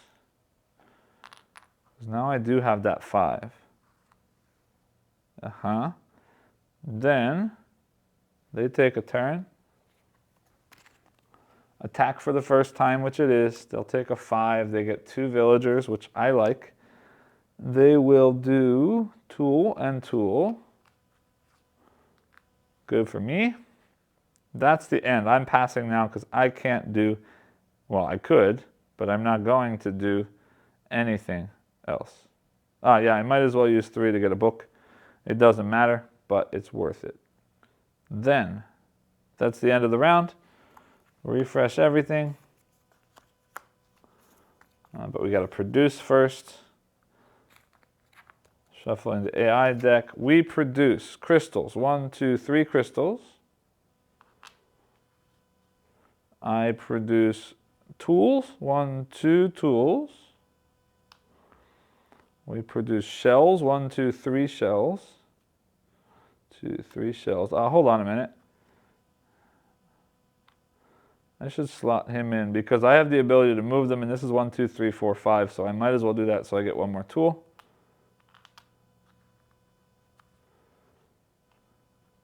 And then 2 bottle demons. Like that. And then 1, 2, 3, 4, 5 coins. And we shuffle. That goes back. We are in our final season. I would like, hopefully, to get 1 more bottle imp. I would love to get 3 more buildings, but I don't think it's gonna happen, but we'll see what happens. We might get lucky. All right, I'm going to start by cashing in a bunch of stuff. If I do 3 of each, no, hold on. That's 3. Yeah, let me do...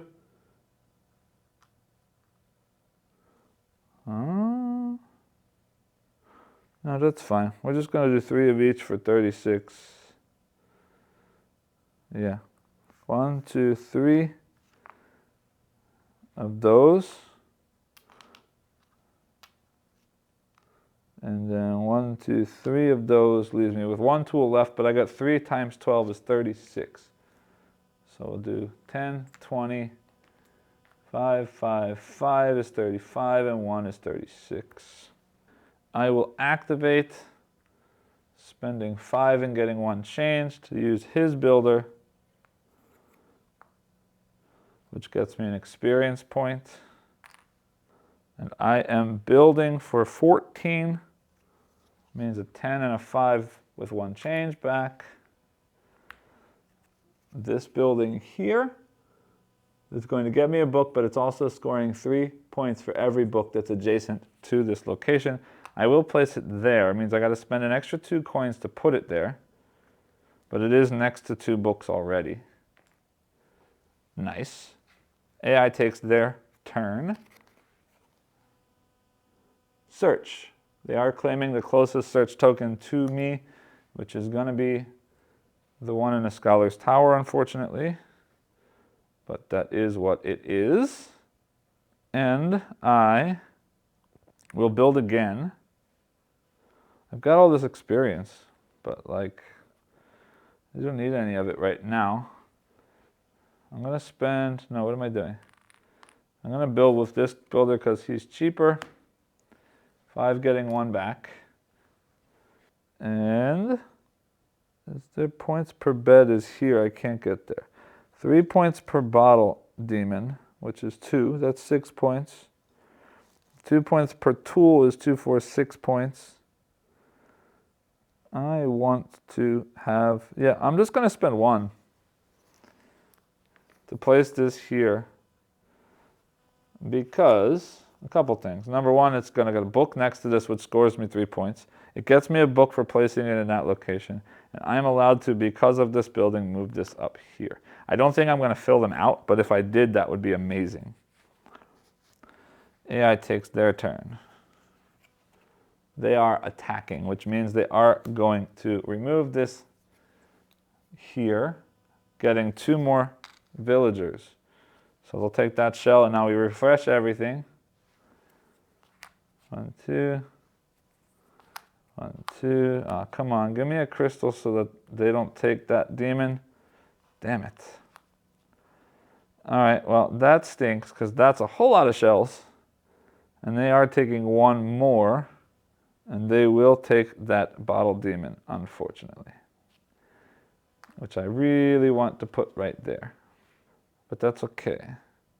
How many experience do I need for my thing? 5 unspent experience. 1, 2, 3, 4, 5. All right. I need to get more people. Yes, then I am going to move. These should have all been refreshed, and these should have all been refreshed as well. Sorry, and we should be in season 6. I need to go somewhere and do something. I am moving 4 spaces. 1, 2, 3, 4 to go to the nomad camp, spending a heart and spending 1 book to take a villager. Now, I don't really want shells. But if I take a hammer, it's not going to matter right now. Yeah, I'm going to take a hammer and put an extra one there. Because I can hold it there. And if I get that building that gets me points per hammers, that could be really good to have. All right, so let's see what happens then. He takes his turn, exhausts a specialist. They're going to exhaust their leftmost specialist, which means bye-bye healing. My turn, I'd love to battle, but I need hearts. Means I'm gonna heal for 5. Gets me this one. heals me up and gets a shell. Yeah. Okay. AI's turn. Attack for the first time. They already attacked this turn, so it says if the bot already attacked, discard this and redraw, so they're redrawing. Recruit a specialist, leftmost specialist. I get to choose what's replaced. Doesn't really matter at this point. I'll just replace something at random. My turn. I'm going to attack. I don't know if I'll survive. Wait, before I attack. It doesn't matter. That doesn't change anything. I can shop. Yeah, before I attack, I'm shopping. So I'm going to spend 1 to activate their store. And then I'm going to spend 6 to buy this scaled sword and replace my number 2. And they take their turn. Exhaust the specialist, they're leftmost, and refresh gear. Whoops, that should have been refreshed already. That goes there. This gets refreshed, means that also gets refreshed. I'll shuffle that up. Oops. And that fills there. All right, so now I am moving. Avoiding mountains doesn't matter. I'm fighting him. And I roll my die. This is going to be very deadly. He is 14. 2s and 3s. I need 2s and 3s. He is 14. 3s are great. I block 1 every time, so I can take 3. No, I can't. I can only take 2 hits. I roll a 3. Awesome. I spend 1. That's 7 damage. Means he's down to 7. I block 2 of 5, so I take 3 damage to 8. I roll again. Come on, 2 or 3. Oh, I still have a tool. And lots of mana. All right, we're okay. I roll a 2, 8. 8 kills it. I don't need to spend the mana. I block 1 means 1, 2, 3, 4 damage. I take that one out, which gets me a book and 2 villagers. 1 book. Now, I'm going to take a shell. I'm not putting it in my village because I have 1 slot left. This holds 1. This holds 5, which I've got. This holds 1, 2, 3, 4. I can hold 1 more. But now that I've done that, I am spending 2 experience points. And I'm refilling those slots. And crossing my fingers desperately. Yay! And it's a robot. Oh, we got 2 of them. All right. Anyway, I get a second one that is that bottle demon. And he gets slotted right in there. Good. AI takes their turn. Exhaust a specialist. My leftmost specialist means that builder goes away and I get 3 more coins for that. Thank you. Because I do need to build some stuff. Because I want to hit that row full. And I might as well spend everything to do it. A hammer and a shell gets me 3. 1, 2, 3 coins for that. Ah, building's expensive. I can only do 1 more. Darn it. Yeah, I can only do 1 more building because I have to buy a builder. Yes. Either way, that gets me 8. Okay. $20. Darn it. I'm a couple bucks short if I want to get the one that pays per hammer. Bottle imps are good though. All right, let's do that. All right, so I am building. I'm going to spend 8, which gets me 2 coins back to get this frog. He flips down and builds. I get 3 hearts back. And then I spend 10, 11, 12, 13, 14, 15 to take this one. And I'll place that there. That's going to get me 3 points per bottle imp. It gets me an extra bed and gets me the shell that I just placed on top of.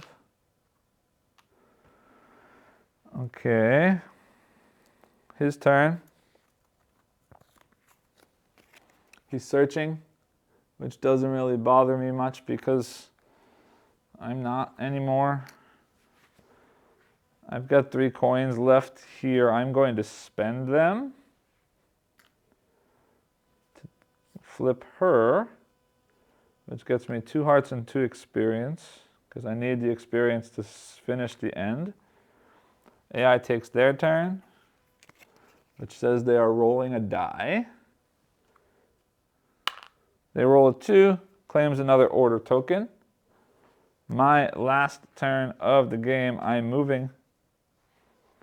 And I need to go to the Hermit's Hut to get that done. So we're going 1, 2, 3. Passing through a monster means I lose 1 heart. At the Hermit's Hut, I get a shell and 4 hearts. 1 shell and full hearts. And I do have at least 5 experience. 1, 2, 3, 4, 5, 6 experience. I spend 2 books to trigger that Hermit's Hut. That's my last turn. The AI takes 1 more turn, but it's not going to matter because they don't do anything that affects me. They're exhausting a specialist. They're leftmost specialist. They don't have any. I don't have any. That is the end of the 6th round. And we enter our final production phase. The final production phase, we would discard all of our coins. I don't have any coins. We do discard all of our supplies or goods, except for books. Books stay where they are. Then I'm going to produce goods and coins from everything as normal, and then sell as many of the goods I can to make coins as possible. So let's see what we get. I'm going to start with crystals, 1, 2, 3 crystals. And then tools, 1, 2, 3, 4 tools. Hold on a minute. Do I have space for this one? 1, 2, 3, 4 is full. 1, 2, 3, 4, 5, 6, 7. Yeah, they're going to slot right there. So I got 1 extra shell there. So I got my tools, I got my crystal shells. 1, 2, 3, 4 shells. Bottle imps, 1, 2, 3 bottle imps. And then coins. This says including final 1, 2, 3, 4, 5 from that. Now you see me throughout the game trading in my goods to activate the coins from the market, but there's lots of sort of algorithmic thinking required to get the best possible solution out of this to get the most coins that I can with those. And I'll talk a little bit about this in my final thoughts, but this is one small irk about this game. Luckily, somebody on BGG has created an app on the web that will calculate the optimal solution for you. So I'm going to go ahead and do that right now. All right, so here is that app, and I will put a link down below to this because I think this is super useful and I want to make sure everybody who plays this has access to this. But basically all I'm going to do is go in there and put in the number of each resource I have, and it will automatically calculate the best total coins that I can get with those resources. You'll notice there's 2 modify checkboxes. Those are for specific items that you may get throughout the game that modifies the scoring. But let's go ahead. So I've got 4 shells, 4 tools, 3 box demons, and 3 crystals. And if I press go, it will show me all of the different combinations that it used to calculate, and I score 41 coins. So we'll take 41, 10, 20, 30, 40, and that uses everything up. But before we do that, I guess it doesn't really matter, we can count anyway, but we also score based on the buildings that score off of things. So I start with, 41, 46 points from that. Then we score rows of village buildings. Unfortunately, I didn't get one there, so I don't get the 6, but for each set of 4 that has all 4 types, you score the points there. So 5 and 5, because they both have all 4, that's an additional 10 points. We check our buildings. I score 3 points for every book touching this. So 3, 6, 9 points there.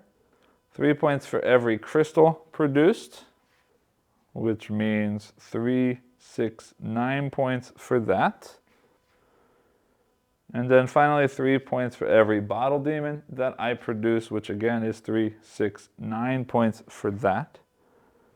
And then we score points for any quests and any orders that we completed. So I've got, from my quest that I have completed, I've got 10 for that final quest, 11, 12, 13, and 4 is 17 points, which surprisingly enough puts me at exactly 100 points, which is the threshold that I need to win the first game in solo. And since this is the first chapter of the solo campaign, I would call that a win, just barely.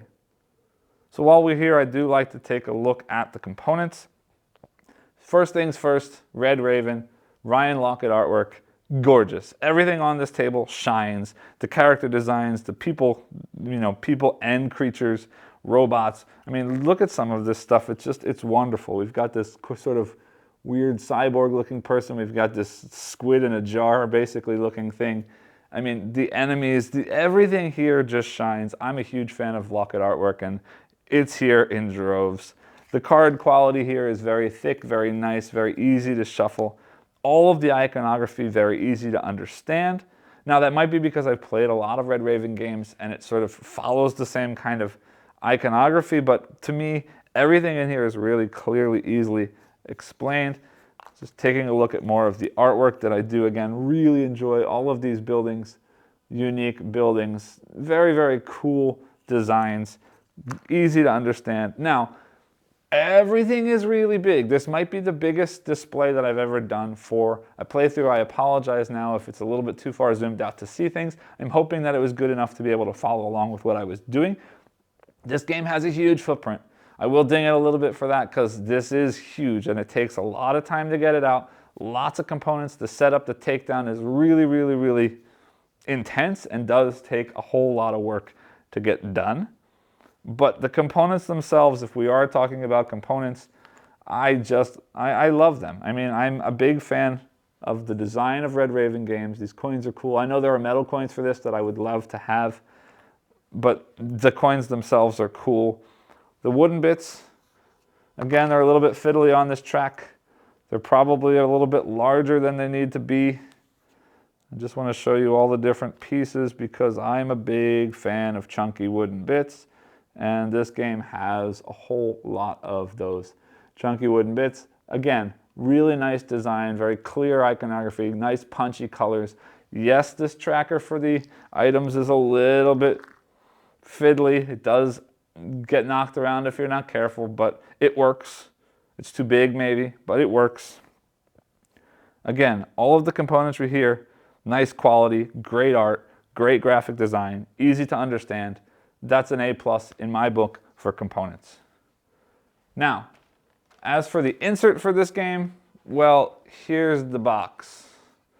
There is no insert for this game, and at this point, with Red Raven being the company that they've been, being around for as long as they've been, putting out as many games as they have, in the current sort of world where most games have designed inserts, even custom designed inserts that hold components, this is more than a little bit sad for me because you can see the sprawl on this table. You can see all of the little tiny little bits.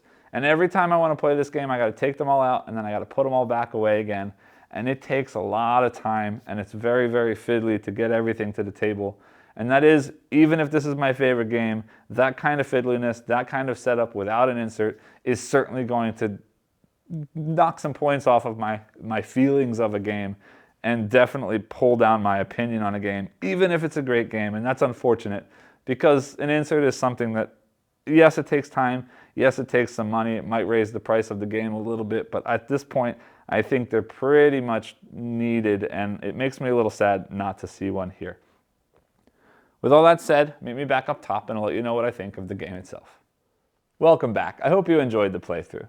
As I mentioned in the intro, this one is going to be a bit special for me because very early on in my life as a board gamer, not originally, but as my sort of re-involved adult life as a board gamer, this series is one of the first things that brought me back into the hobby. I saw Above and Below at Barnes & Noble and Really loved the artwork and grabbed it on a whim and ended up falling in love with the game, playing it a ton with my wife, grabbing the expansion content.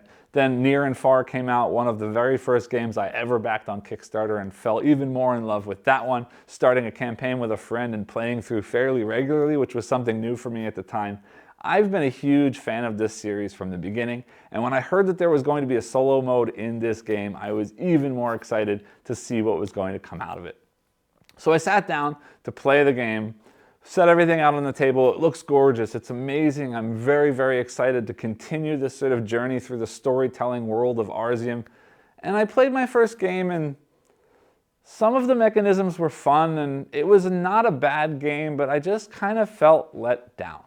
And there's a couple reasons, and I don't want to say that this is a bad game, and we're going to spend some time together right now going through exactly what it is that works and didn't work for me, but it was a letdown. The progression from Above and Below, I loved Above and Below. Near and Far took it to the next level. The story meant something. The story was connected. It added mechanisms that really felt like you were playing through the story. And then we got into this game, and ultimately this game feels like a Red Raven Euro. It definitely still feels like a Red Raven game, but it feels like a Red Raven Euro that has story on top of it. It's telling that the instruction book tells you the first time you play this game, don't play the story, play the sort of arcade mode where those search tokens give you something random when you flip them over as you discover them. And it's telling because that means that this game functions purely okay as the game without the story. And what that means to me then is that the story is sort of just an add-on, and it just goes on top of that. And what I've loved so much about Red Raven games, and I know people have picked on Above and Below for the story because it does feel like it's just thrown in there. But for me, the way that Above and Below worked was that I did these stories and it gave me things and it told the story of this world or this town or this village that I was putting together and building and going down into the caves and exploring to find space to build new rooms. And it really did connect together for me, even if the story wasn't really all that important to the gameplay. Here, I don't really feel that even that much. Near and Far took it to the next step where you were actually playing through this unfolding campaign and so on. And here, I know I shouldn't be focused on the story first, but I have to be because that's why I come to these games, because the writing in these Red Raven games is always a ton of fun, and it still is here. But ultimately, it feels like every story snippet is just sort of like something that's happening in the world. And that's great because it feels like the world is alive, and those stories do mean something, but there's, at least in the little bit that I've played, I don't want to say little bit, half of a campaign that I've played, I don't feel a whole lot of through story, right? And yes, the characters that you played do change. I played a different character with this playthrough than I had been in my main playthrough. In the main playthrough, I was playing through a woman that has a sort of demonically possessed sword that's kind of always taunting her and so on. And it's a cool character. It's a really cool character. And now this magician guy that I played with this time is different. And the stories do change. But ultimately, it's really just, here's a skill check, roll and see what you get. And yes, those things do tie into the story. And yes, you saw me make decisions based on, I want to be a good guy versus I want to be evil. And those things do come out in the story. But there doesn't seem to be as much progression as there was in Near and Far, and especially because every time you start a new game here, even in the campaign, you're starting from scratch. You're resetting your board. You're not carrying over any keywords or skills or XP or anything from the previous game into the next game. It really is 6 sort of story snippets. And now each story mode that you do play does change things up. You saw me add a couple of extra stories to the board as I got some stories, or you saw me, we didn't get to use them, but we placed out that robot and that boar that probably came out of a story that I didn't get to interact with this time. So each story does add rules, does add components, does change the game up in some small way, but not ultimately enough to make me feel the same way that I felt with Above and Below and Near and Far. And now taking that even step further, this has got a solo game in it now. And I sat down and I asked for the review copy and I reviewed this because it has a solo mode. But realistically, it doesn't have a solo mode. That was the other big disappointment for me is I sat down to play this game. Ooh, there's an AI. Ooh, the AI is pretty cool because it's interacting with things around you and it's removing things from the board and it's removing cards that you could have and it's removing those order tiles that you could be potentially picking up. But ultimately, it doesn't really matter because, well, the combat does. Removing the enemies does make it harder for me to fight because the harder enemies are the ones that stay behind. And removing the search tokens does mean that I get less story, which is kind of like what would happen if I played with a multiplayer game, except that in a multiplayer game, the other players would be having story, so I'd still hear the story, it just wouldn't be my story. So you do miss out on that. But then beyond that, it doesn't matter because the AI doesn't score on anything. It's simply there to remove things from the game. It doesn't block your progress through the world like it does in other Euro kind of games. And it doesn't score anything. It doesn't collect resources. It's collecting villagers, but it doesn't do anything with those villagers except keeping you from getting them, which is good because it takes the rarer ones first. So it does make you have to spend a little more time, a little effort to dig through and find the ones that you need. But otherwise, there's no win. I can't win the game. The rules say the first game should be 100, and then if you get higher the next time, then great. I sat down to play this game the first time out of the box. I don't have the number in front of me because it's been a while now. But the very first time I played this game, I scored something like 130 points. And if 100 points is the threshold, and every time I play, I'm supposed to score more, me starting at 130 means I've already set the bar 30 points higher than the initial threshold in my first play of the game. And now eventually, if I keep playing and my score is really just beat my own score every time and the threshold doesn't matter or doesn't match with the story that the chapter of the story that I'm playing, or doesn't have some kind of conditional meaning, then it just means that every time I play this game, it's effectively getting harder to a point where basically I can't win because there's no way I could ever possibly get a higher score. And that doesn't feel good to me. In a game that's about exploring and adventuring and challenging, and I want some kind of goal that says, I've finished my journey, I've succeeded in my journey, and that isn't here. It's just you win, here's your score, the end, and it's like, yeah, why did I do this? Yes, I learned some story. The story is well written. I enjoy the story because it is Red Raven's story, and I love their narrative, but they're little snippets and they don't continue, and there's no progression and there's no building, and then why do I continue to play through the campaign as a solo player? I played through half a campaign plus a couple of non-story games of this before doing this final playthrough for this video, and I ended up quitting halfway because it just wasn't pulling me back. The setup takes a lot of time. The cleanup takes a lot of time. Remembering the rules if I hadn't been in takes a little bit of time. And ultimately, there wasn't enough pulling me forward or making me want to see what happens next to bring me back to the game. I know that the other side of the board, which would have been my next chapter, is the sort of underground world of the same world, but the changes on that side are not really all that big. It doesn't really change the game up that much. So ultimately, all of this stuff made me feel meh about the game. But that said, bringing this game back to the table to do this playthrough today, to record this video today, reminds me of all of the nice and all of the good and all of the positive in this game. Because the mechanisms in this game are a whole lot of fun. Let me explain. First off, that sort of randomized preset village building selection zone that you're picking off from the outside in order to build the village tableau. Thinking about where to start. You saw me in this playthrough. I started in a corner and realized very quickly that all of the other buildings surrounding that corner were very expensive. And I bought that building because I wanted that building, and realized very quickly that I made a mistake because I can't afford anything else around it. And that's the kind of planning this game forces you to think about. Which building do I buy first? Not because it's going to help me only, but because it's going to build this sort of rolling chain, or rolling ball of building, of engine building, of growth that continues through the game, right? It's going to get me the right resources to get more money, to build more buildings, to get me more things that score off of other things. And then how do I fit them into the village so they score off of adjacency, so they give me enough rooms to put the villagers so that I can have enough villagers to score the full sets? How do I build up fast enough so that I can spread out and get the scores from the rows of buildings that I've placed?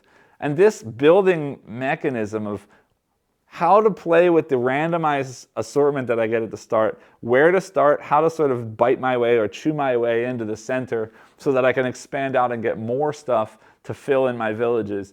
How do I recruit the right villagers to fill in the things that I need, to get the right sets, to make the right money, to buy the right things, to activate my specialists, to activate those abilities?